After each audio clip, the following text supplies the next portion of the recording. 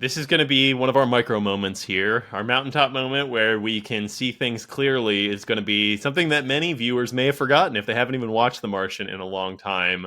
Brian, we could have gone with a much bigger scene like the airlock blowing up, but instead we wanted to go with the scene right afterwards. So he's taped up this, he's replaced where the airlock was before with this tarp and duct tape, as he continuously has to do with all things on Mars.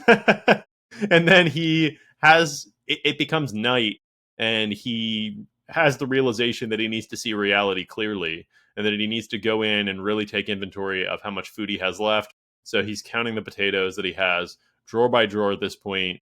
And once again, this is the only other time in the movie that we see this storm-like conditions, it seems like, after the first time in the movie, right?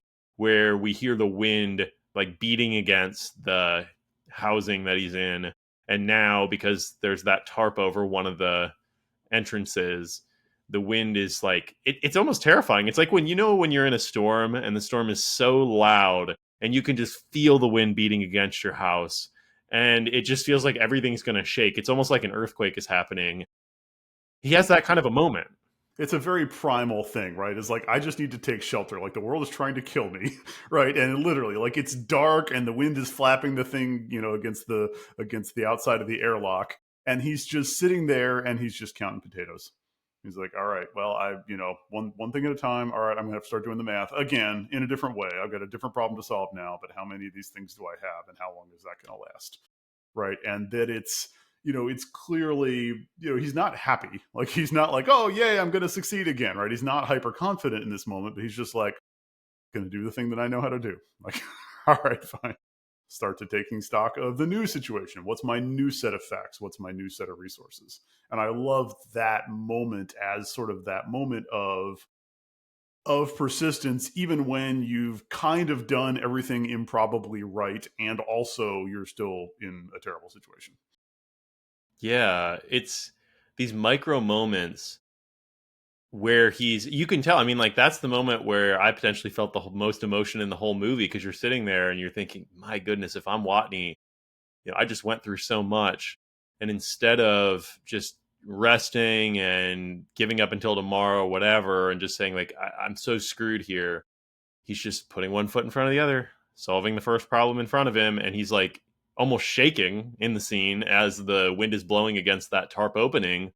And yet he just keeps refocusing himself, forcing himself back down to the potatoes, just focus on this one small thing that I can do. And he does the same thing with the food, right?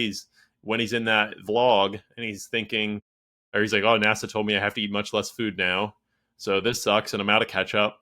But he just keeps doing the small things that are required, and it's the small things that lead up to the big thing, right? That's Mm-hmm. the moment is not when he's like, I am Iron Man.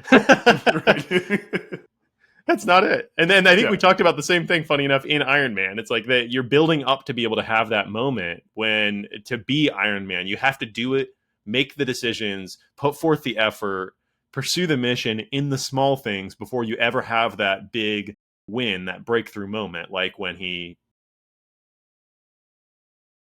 Right, right. No, absolutely. I think that's a good way to look at it. Right, is that the taking responsibility is, he does have, as we like to talk about, like, he aligns himself with a mission. Like, he's got a really big picture. Like, I don't want to die here. This is he's intrinsically motivated. Nobody has to talk him into this. Like, he's got good reasons to work really hard.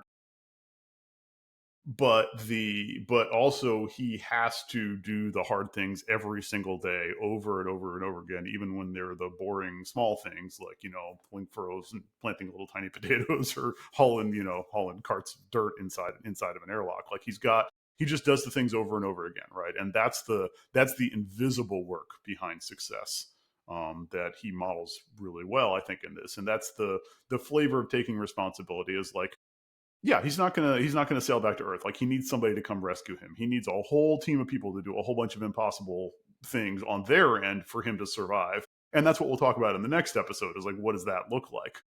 But in order to be able to meet them, in order to be ready for them, in order to be able to do his part for it, like, he's got to take that step of personal responsibility. And if you're in that, like, I'm all alone by myself and I'm gonna need some help out of the situation, like, yes, you need to reach out. Yes, you need to engage and figure out how to, how to find a team that you can join. Look for the people who rescue for a living, right? But also, you need to be together enough with yourself that you're taking steps towards them and not just putting up the shields and not just waiting to die and not just complaining about how it's somebody else's fault, right? But like, anyway, okay, solve one problem at a time.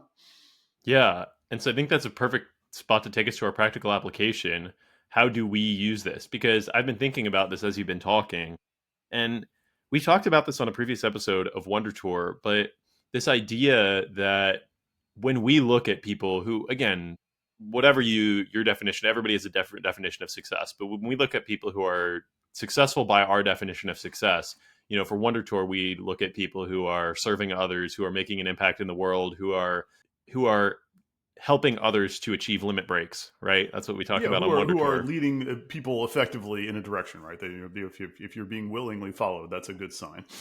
Yeah, when we look at those people, you often see the successes or you see the moments, but you don't see everything else that happens. And so I remember listening to John Mark Comer talk on a podcast about that exact thing. He's like, people are always like, how are you so successful? Like, how are you doing these things? And he's like, well, the thing is, it's just a bunch of little things every single day. Like, you don't see them because I don't tell you about them. But the big things are just like the buildup of all of these tiny moving the granules of sand every single day. And Right, that's right. exactly what we see here with Watney as well. It's like we have to move the granules of sand. You have to be focused on this one granule right here, this one potato that I need to grow. Otherwise, there is no moment where you're able to achieve breakthrough and have the Iron Man moment, achieve the rescue, get the rocket off the ground, whatever it is, the big moments that, all of us remember from watching the movie. Yeah, the muscle memory of discipline and practice, and the small decisions about doing the things that support the big mission and not the other things, right? Not the easy things, but facing the hard things. Yeah, so that's really good. I think that's a really good practical application.